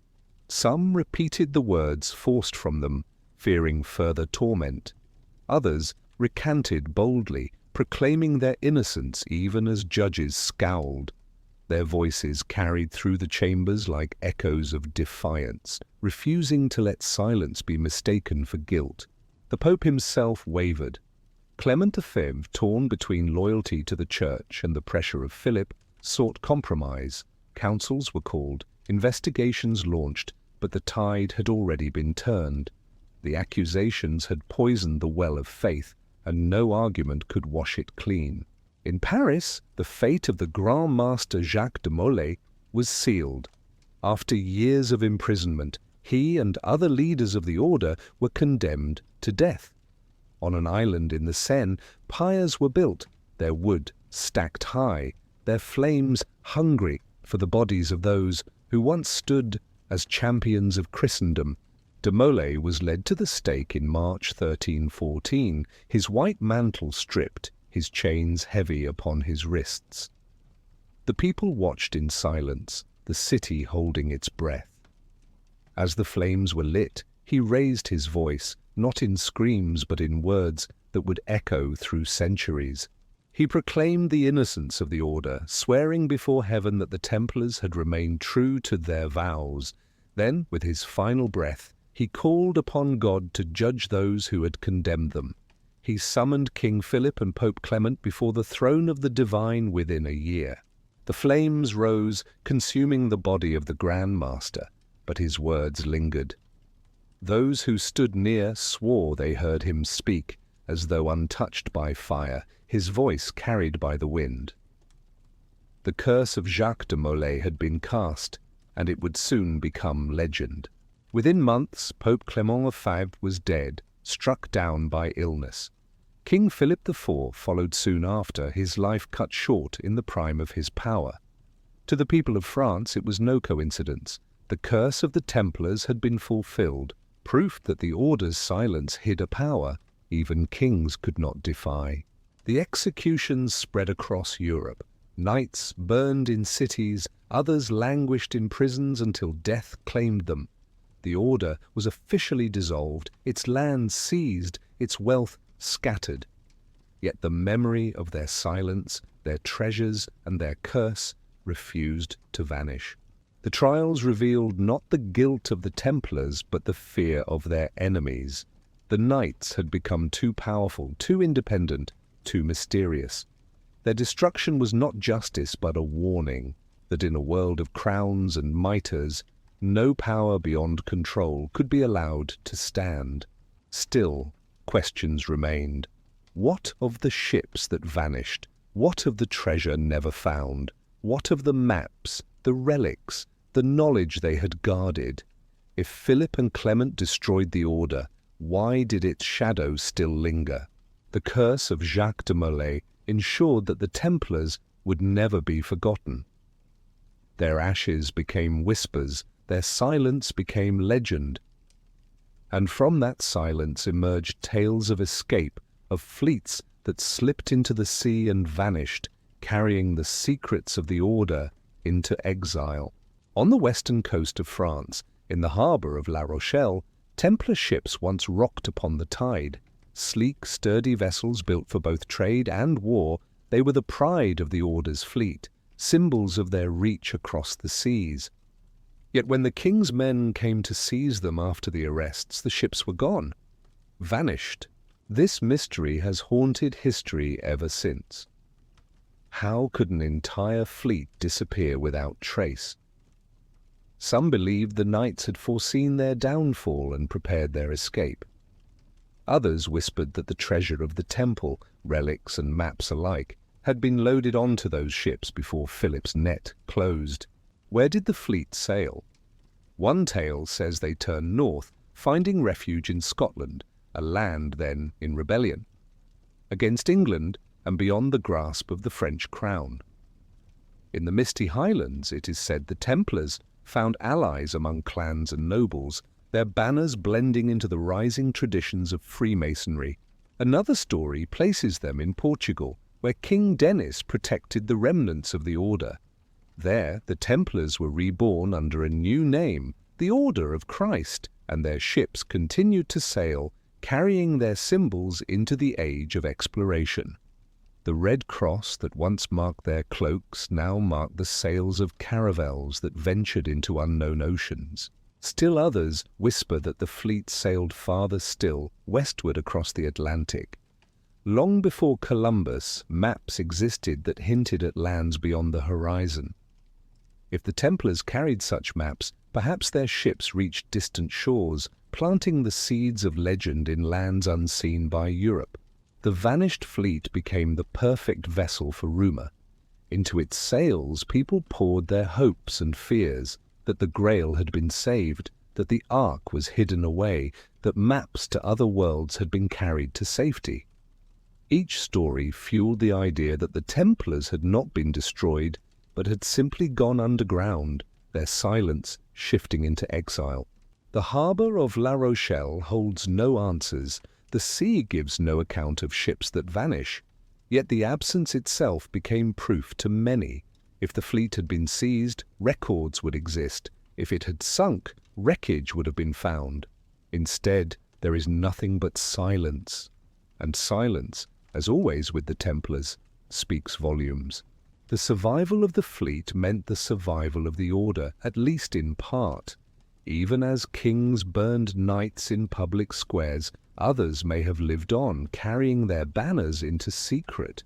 Their knowledge, their symbols, their treasures, all may have found new homes, far from the reach of France. The mystery of the vanished fleet also intertwines with the myths of the New World. Ancient maps, like the Piri-Reis chart, suggest knowledge of coastlines unexplored by medieval Europe. Could these have been fragments of Templar charts preserved across centuries? If so, their exile may have reshaped the destiny of exploration itself. The vanished fleet was not merely ships. It was a metaphor for the resilience of the Order. You can chain men, burn bodies, and seize castles, but silence and mystery slip through grasping hands. The ships of La Rochelle became the ghostly reminder that some secrets refuse capture. The story of those ships carries us into lands of exile, into Scotland and Portugal, into whispers of continuity that defy destruction. The Templars, though broken in France, may have lived on in shadows, preparing their legacy in silence. The Highlands of Scotland have always carried an air of mystery, their mountains veiled in mists, their glens echoing with legends older than kingdoms. It was here, according to many tales, that the Templars found refuge after the flames consumed their brothers in France. Scotland, defiant and rebellious, offered sanctuary to those who had been betrayed by crown and papacy alike. At the time of the Templars' downfall, Scotland was under excommunication. King Robert the Bruce, outlawed by Rome for defying England, ruled a land where papal decrees carried little weight. For knights fleeing persecution, Scotland became the perfect haven. No king's writ could seize them, no papal bull could bind them. In this wild land the Templars could survive. Stories tell of ships from La Rochelle arriving upon Scotland's rugged coasts, their sails tattered, but their cargo precious, knights, relics, and knowledge too dangerous to lose. These survivors, stripped of their order's name, are said to have merged into Scottish society, their banners folded into secrecy, but their legacy continuing in silence. At Bannockburn in 1314, where Robert the Bruce fought for Scotland's freedom, some chroniclers speak of mysterious knights clad in white, bearing red crosses, who charged into battle at a decisive moment. Their sudden appearance tipped the scales, granting the Scots a victory that secured their independence. Were these ghostly riders remnants of the Templars, fighting one last time in open daylight before vanishing into legend? The Scottish nobility, many of whom welcomed the exiled knights, became keepers of their traditions. Castles and chapels built in the years that followed bore symbols reminiscent of Templar geometry, crosses carved into stone, patterns that spoke of hidden continuity.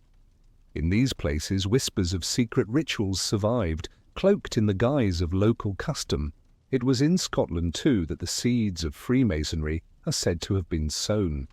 The masons who built cathedrals carried their own traditions of geometry and symbolism, but when combined with the knowledge of exiled Templars, these traditions deepened into something greater. The lodges of masons became lodges of mystery, where symbols of stone and cross fused into new rituals. Legends grew that the Templars in Scotland preserved not only their order, but also their greatest secrets, the Grail, hidden among the Highlands, or maps that guided them to lands beyond the horizon.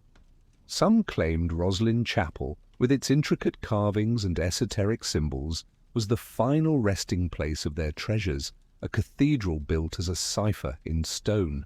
The Scottish Templars, though never officially recognized, became guardians of silence once more. Their order lived not in banners or castles, but in whispers, passed from master to apprentice, from knight to noble. Each generation carried fragments of their legacy, woven into the fabric of Scottish identity. Their influence reached into politics as well. The Bruce, grateful for their aid, is said to have rewarded them with lands and protection.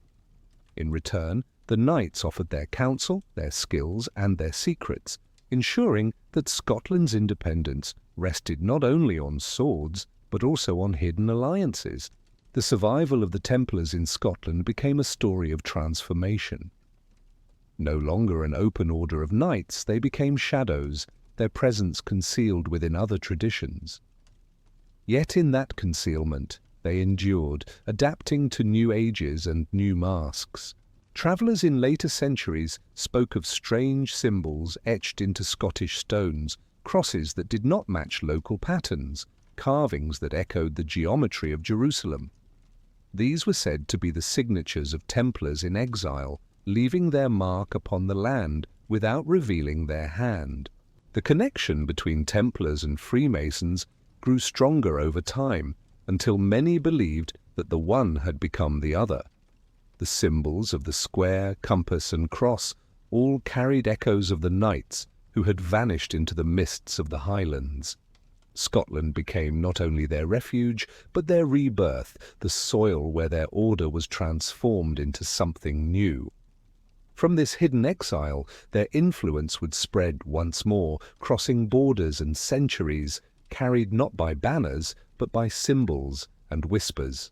From the mists of Scotland the story drifts southward and westward toward Portugal, where the Templars found yet another haven, and where their Red Cross would soon sail across oceans into the unknown. Portugal, in the early 14th century, stood at the edge of Europe, its coasts kissed by the Atlantic winds, its gaze already turning toward the sea. When the Templars were condemned, this small but ambitious kingdom became one of their most important refugees. King Denis of Portugal, wise and pragmatic, saw both danger and opportunity in their fall. Rather than destroy them, he transformed them.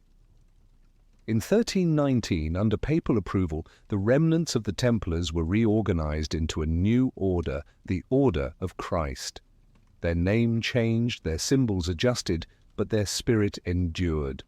The knights who once bore the Red Cross upon white now carried it upon the sails of ships, guiding Portugal into an age of discovery. The castles of the Templars in Portugal were not abandoned. Tomar, their great stronghold, became the heart of the new order, its round chapel echoing with the same mystery that had defined the knights for centuries. From Tomar, the Order of Christ grew, wielding both spiritual and political influence, its red cross becoming the emblem of Portugal's ambitions. As Europe turned inward, Portugal turned outward to the sea. The knowledge preserved by the Templars, navigation, geometry, maps, became tools of exploration. Caravels bearing the Red Cross sailed into waters uncharted, their sails carrying not only kings' ambitions, but also whispers of Templar secrets guiding them across horizons. Prince Henry the Navigator, a Grand Master of the Order of Christ, embodied this union of Templar legacy and exploration.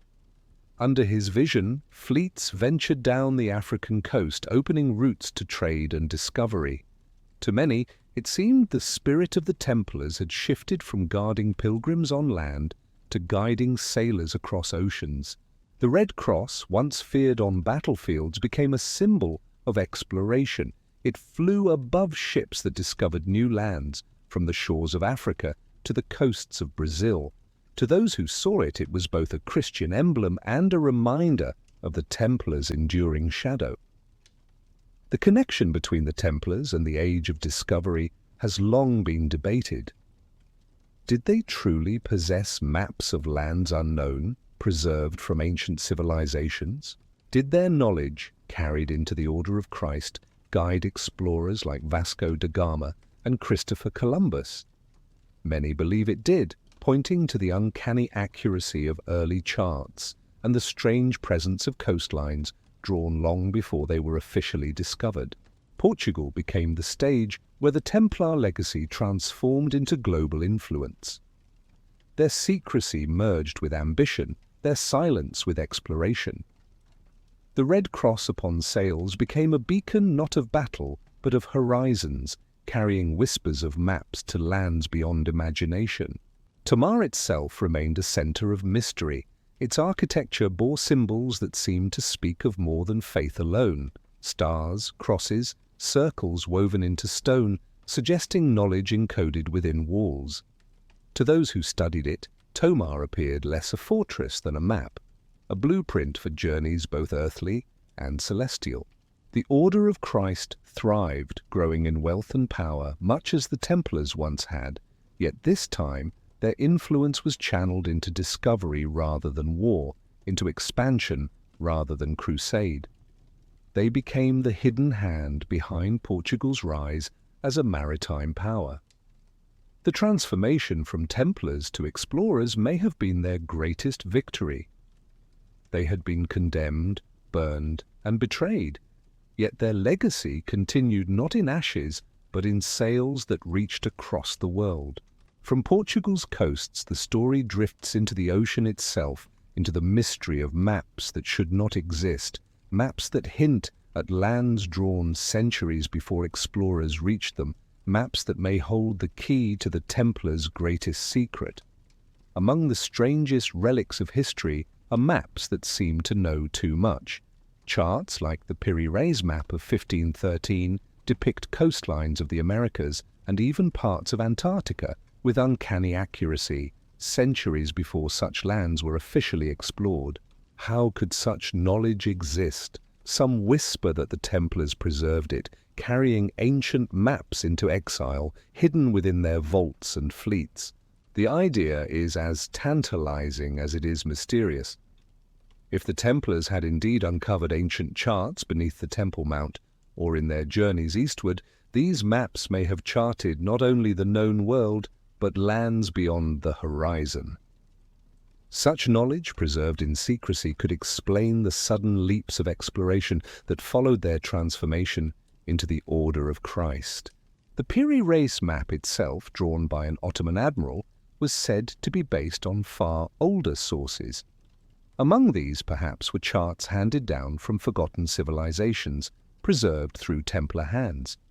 Its details, such as the precise rendering of South America's coastline, defy the limits of knowledge at the time. Other maps, too, hint at mysteries. The Vinland map, though controversial, suggests knowledge of North America long before Columbus. The Zeno map, the Cantino planisphere, all carry traces of lands unexplored yet strangely familiar. Each of these charts raises the same question: who drew them, and how did their knowledge survive? Some argue the Templars carried this knowledge across seas, their vanished fleet reaching distant shores. If they had indeed crossed the Atlantic, they may have mapped parts of the New World, preserving their discoveries in secret till the age of exploration. Their silence ensured that kings and popes remained unaware, guarding knowledge until the time was right.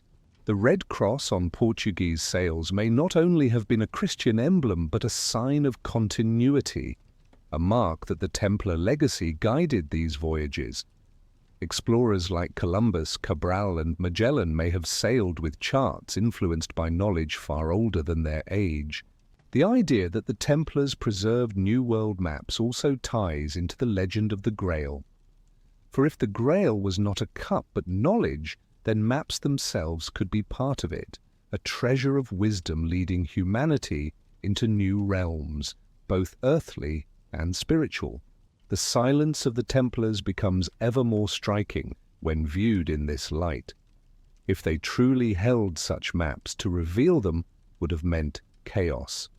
Better to hide them, to guide exploration slowly, weaving their influence into the sails of Portugal and Spain, rather than risk sudden upheaval.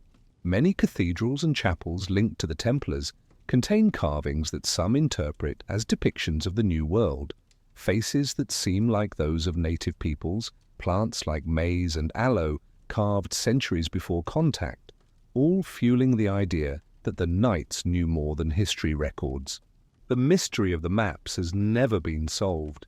Scholars argue, skeptics dismiss, yet the charts remain, silent witnesses to knowledge out of place and time. Each strange coastline, each uncanny detail, points to a hidden lineage of cartography, a chain of knowledge that bypassed official history. If the Templars did indeed preserve such maps, then their legacy was not only spiritual or financial, it was geographical. They became the custodians of humanity's horizons, keeping alive the memory of lands beyond the sea until the world was ready to rediscover them. The maps whisper of a truth larger than exploration. They suggest that the earth itself carries mysteries waiting for those with the courage to seek them, and that the Templars, in their silence, were among the first to trace those paths. From the mysteries of geography, the story drifts into deeper realms still, where maps may no longer guide ships but souls, charts not of land or sea, but of other worlds entirely. Maps have always been more than drawings of coastlines and rivers. They are symbols of order, ways to make sense of the unknown, diagrams that turn mystery into meaning. For the Templars, the whispers suggest their maps went far beyond geography. They were said to chart pathways not across Earth, but across unseen dimensions, guides into realms hidden from ordinary eyes.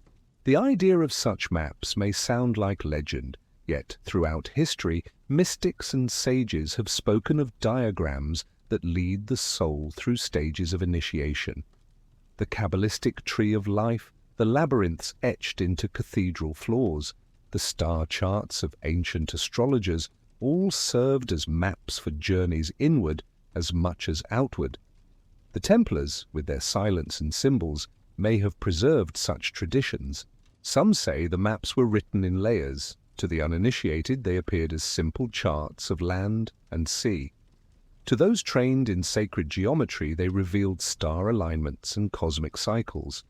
To the deepest initiates, they unveiled paths of the soul, showing how to ascend through levels of being, how to cross thresholds between worlds.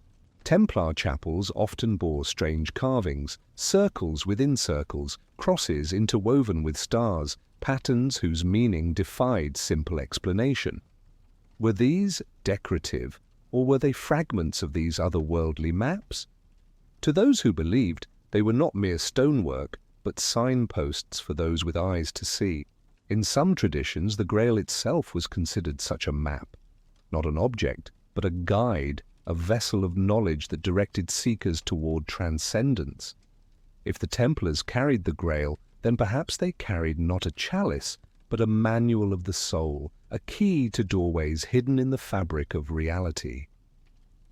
Legends of initiation rites within Templar strongholds speak of blindfolded novices led through winding passages, forced to face trials of darkness and fear before emerging into light. Such rituals mirrored the maps of the spirit, enacting journeys across symbolic thresholds. The castles themselves became living diagrams, with chambers and corridors serving as steps along a hidden path. The maps may also have been connected to the stars. Ancient peoples often saw the heavens as mirrors of the soul. To chart constellations was to chart destinies, to align earthly structures with celestial order. Templar builders, inheriting both architectural skill and mystical lore, may have embedded such maps into their strongholds and cathedrals, turning stone into living guides. To some, the idea of maps to other worlds is not metaphorical, but literal.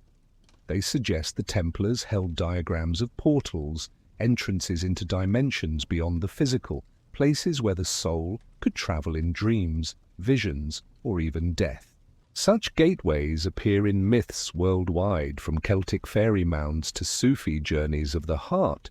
If the knights carried this knowledge, their silence becomes even more profound. The Order's reputation for secrecy would have shielded such knowledge. Only the highest initiates may have been shown these maps, sworn to silence under oaths as heavy as life itself. For to misuse such power could lead not to transcendence, but to madness. The Church, fearful of heresy, would never have tolerated such teachings, which makes it all the more likely that if the Templars possessed them, they hid them beneath veils of symbolism, never written plainly, always disguised in geometry and allegory. Whispers claim that fragments of these maps survive in secret manuscripts guarded by later societies who claim descent from the Templars. Some claim that Rosicrucians, Freemasons, and alchemists preserved the knowledge, embedding it into their rituals and symbols. If so, the Templars' silence was not broken. It was transformed into whispers carried forward through centuries. The idea of maps to other worlds transforms the Templars from knights into guides of the soul. Their battles, their treasures, their symbols, all become chapters in a greater story, a story of humanity's eternal search for what lies beyond. From maps to unseen realms, the path leads naturally to the symbols that remain with us still, carved in stone, painted on banners, hidden in plain sight. For symbols, like maps, carry secrets for those who know how to read them. The Templars may have been destroyed as an order, but their symbols endure. Across Europe, in churches and cathedrals, in manuscripts and coats of arms, echoes of their geometry remain. To the casual eye, they are decoration. To the initiated, they may be keys. The Red Cross is the most obvious, but it is only the beginning. Circles enclosing crosses, stars carved into arches, and intricate rose windows in cathedrals all speak of hidden design. Many believe these symbols carried layers of meaning, maps in miniature, diagrams of both cosmos and soul. The architecture of Gothic cathedrals, rising in the same centuries as the Templars' power, reflects their influence. Vaulted ceilings that draw the eye upward, stained glass windows that bathe the faithful in coloured light, proportions aligned with sacred numbers, these were not mere artistry. They were attempts to embody the divine in stone. And in many of them the Templar cross hides, often overlooked, always watching. Templar commanderies across Europe often shared designs, with chapels shaped not like traditional churches, but like circles or octagons. These forms mirrored the Temple of Solomon, but also spoke of geometry linked to sacred patterns. Eightfold symmetry, circles of unity, spirals of infinity. Within such spaces, rituals would unfold like journeys across unseen maps. The sword of the Templar itself was a symbol, straight, double-edged. It mirrored the cross in form, its blade representing both justice and sacrifice. When raised in battle, it was more than steel, it was a declaration, a living symbol that bound earth and heaven in a single gesture. Even their seals carried mystery. The famous image of two knights riding a single horse has sparked endless speculation. Was it a sign of poverty, as the order claimed, or a symbol of duality, of two natures joined in one body? Mystics see in it the union of opposites, the merging of spirit and flesh, the balance of hidden truths. Other seals bore cryptic inscriptions, symbols that blurred the line between Christian devotion and esoteric cipher. Some scholars believe these marks were not random but coded, preserving fragments of forbidden knowledge in plain sight, unreadable to those without the key. The legacy of symbols extended far beyond the order's fall. Centuries later, Freemasons and other societies adopted crosses, compasses, and stars as their own, claiming to inherit Templar traditions. The symbols survived not in silence but in transformation, appearing in new rituals, new contexts, yet always carrying echoes of their origin. In art and literature too, the symbols endure. From medieval romances of the Grail to modern novels and films, the imagery of the Templars recurs, a shadow that refuses to fade. Each time the Red Cross appears, It carries with it centuries of speculation, of silence, of mystery. The persistence of these symbols suggests they hold more than history. They carry archetypal weight, speaking to something deep in human consciousness. Cross, circle, star. These are shapes found in cultures worldwide, timeless and universal. The Templars, perhaps, were not their inventors, but their custodians. To study these symbols is to step into a labyrinth of meaning. Each line, each curve, opens a doorway into another possibility. Perhaps this was their true legacy, not gold, not castles, but a language of symbols, a script of mystery written across stone and time.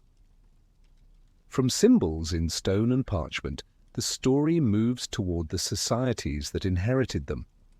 For though the Templars as knights were broken, their whispers continued, carried by brotherhoods who cloaked themselves in secrecy and claimed descent from the Red Cross. As the Templars vanished into smoke and exile, their whispers lived on. In the centuries that followed, secret brotherhoods arose across Europe, bearing symbols strikingly similar to those once worn by the knights. Among these, none is more discussed than the Freemasons. Freemasonry emerged as a guild of builders, architects of cathedrals who preserved knowledge of stone and symbol. Yet within their lodges, rituals grew that echoed mysteries older than Masonry. Initiates were guided through stages, blindfolded, tested, sworn to secrecy, rituals reminiscent of what some believed the Templars once practiced in their castles. The square and compass, central to Masonic symbolism, reflect geometry as sacred as any Templar seal. Their lodges became temples in miniature, spaces where symbols were not merely decoration, but steps on a hidden path. To many, the connection between the Templars and the Masons seemed undeniable. Legends say that exiled Templars, especially those who found refuge in Scotland, merged with local Masons. The knowledge of geometry and initiation passed from knights into builders, transforming craft lodges into schools of mystery. Over time, this inheritance expanded, evolving into the Freemasonry known today. The parallels are striking. Both Templars and Masons swore oaths of secrecy. Both used symbols as language. Both traced their traditions back to Solomon's Temple, one as guardians of its ruins, the other as keepers of its blueprint. The connection may not be proven, but it is whispered in every symbol carved upon lodge walls. Other societies, too, claimed descent. The Rosicrucians, with their fusion of alchemy and mysticism, spoke of hidden masters guiding humanity from the shadows. The Illuminati, centuries later, would draw upon the imagery of secrecy and symbol, claiming knowledge that defied earthly powers. In each of these brotherhoods, echoes of the Templars can be heard. The Red Cross became a rose, the sword became a compass, but the silence remained the same. Knowledge was guarded, shared only with initiates, always concealed from kings and priests. Some believe these societies preserved fragments of the Templars' maps, relics, and teachings. The Grail, in this view, was not lost but hidden within rituals, disguised in allegory, awaiting those who could interpret its meaning. The influence of these societies reached far. Nobles, philosophers, explorers, and revolutionaries joined their ranks, carrying Templar whispers into politics and culture. The symbols of the knights transformed through centuries, shaped revolutions, guided discoveries, and inspired legends. Yet the connection remains shadowed. Historians debate, skeptics dismiss, but the symbols speak for themselves. The Templar cross and the Masonic compass, the Grail and the rose, these are threads of a tapestry too consistent to ignore. The whispers in these societies suggest that the Templars were never truly gone. Their order dissolved, their castles fallen, yet their silence transformed into new languages, new rituals, new brotherhoods. From whispers in lodges and secret chambers, the story turns once more to the Grail, the eternal quest that binds knights, mystics, and seekers across centuries, a quest not for gold, but for truth itself. The Grail is more than a legend. It is a dream that has haunted humanity for centuries. For kings it promised power, for priests it promised holiness, for seekers it promised truth. For the Templars, entwined forever with its story, the Grail was the shadow of their silence, the treasure that defined their mystery. In medieval romances, knights rode across wild landscapes guided by visions of the Grail. They faced trials not of sword alone, but of spirit, proving their purity before they could even glimpse the vessel. The Templars, living lives of battle and devotion, became the living embodiment of this quest. To many, their order itself was the Grail, an unending journey into mystery. The Grail was said to heal wounds, to grant visions, to open pathways into divine realms. Whether as cup, stone, or light, it carried the promise of transformation. Those who sought it were never the same, for the journey itself was as sacred as the object. The Templars' silence about what they discovered beneath the Temple Mount only deepened the association. If they had found the Grail, they would never have revealed it. To reveal such power would be to invite ruin. Better to guard it in silence, to carry it in secrecy, to let its presence be felt only in whispers. For some, the Grail was not physical at all, but knowledge, an inner vessel of wisdom. In this sense, the Templars may have carried it within their rituals, their maps, their symbols. Each initiate became a Grail-bearer, each knight a guardian of truths too profound for ordinary ears. The Grail legends refused to fade even after the Order's destruction. In every century that followed, the story was retold, sometimes as history, sometimes as allegory, sometimes as dream. The Grail lived in poetry, in cathedral carvings, in the secret signs of brotherhoods who claimed to inherit its guardianship. Its allure lay in its mystery. The Grail was always just beyond reach, always hidden, always calling. To seek it was to acknowledge that the world held more than stone and soil, that beyond the visible lay truths waiting for those who dared to search. The eternal quest for the Grail became the eternal quest for transcendence. It was not about possession, but about pursuit, not about holding, but about becoming. The Templars, whether they held it or not, embodied this truth. Their order became a symbol of the search itself, of humanity's longing for the unseen. In the stories of the Grail, the seeker is transformed. He enters the quest one man and emerges another, his vision expanded, his soul awakened. Perhaps this was the true treasure of the Templars, the knowledge that the journey itself is the Grail, that the act of seeking opens the very doorways the maps describe. The Grail remains with us still in symbols, in myths, in the quiet yearning of the human heart. It is a story without end, because it is not about what lies in a cup or a chest, but about what lies within us. The eternal quest for the Grail leads naturally to reflection, to the possibility that the maps of the Templars were never only of land, never only of stars, but of the soul itself, guides pointing inward toward a hidden geography waiting to be walked in silence. The story of the Templars stretches across centuries, from the burning sands of Jerusalem to the misty shores of Scotland, from the Red Cross carried into battle to the symbols carved in hidden stone. Their silence has given birth to endless speculation, their secrecy transforming them into legends, their downfall only strengthening the shadows they cast upon history. Yet when the dust of battle settles, when the smoke of pyres fades, what remains is not only the question of their treasures or their maps, but the deeper mystery of what they truly sought. Perhaps the relics, the Grail, the Ark, the charts of lands and stars were never the destination. Perhaps they were reflections of something far more intimate. Every story of the Templars circles back to the same theme, a search. Knights rode across deserts and seas, mystics traced symbols in stone, cartographers drew lines that pointed beyond horizons. all of it speaks of the same impulse, the human longing to go further, to see beyond, to step through a hidden door into a greater truth. The maps of the Templars, whether drawn upon parchment, carved into chapels, or whispered in symbols, may not have been guides to other lands at all. They may have been guides to the soul, showing how to travel inward, how to face darkness and emerge into light, how to find the Grail not in stone or chalice, but in the heart that dares to seek.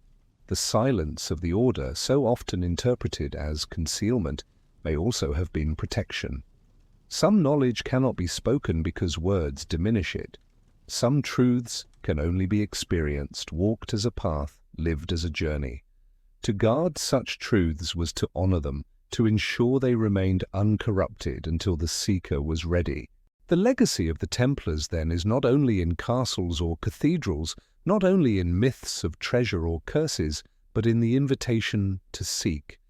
To follow the maps, not with compass or coin, but with courage. To step into the labyrinth of symbols, to walk the winding paths of mystery, to look inward and discover that the greatest secret lies within. Perhaps that is why their story still captivates us. It is not merely the tale of knights and kings, of betrayals and curses. It is the tale of humanity's eternal journey, the quest for meaning, for transcendence, for the Grail that shines in silence. The Templars remind us that every map, no matter how mysterious, ultimately leads us back to ourselves, and that the candle flickering in the dark chamber at the beginning of this journey is the same light that burns within every seeker, the map within, the guide that never fades. So let this story linger with you as the candle burns low. And if you have felt its mystery stir something within your heart, I invite you now to carry it forward. Subscribe to the channel to join us on more journeys into the hidden and the forgotten. Like this film, if its story has touched you, share it with those close to you, and leave a comment with your thoughts and reflections, for every voice adds to the great tapestry of mystery that binds us together. The story of the Templars is not finished, for as long as there are seekers, the quest continues. And so the candle remains lit, its flame guiding us deeper into silence, into mystery, and into the map within.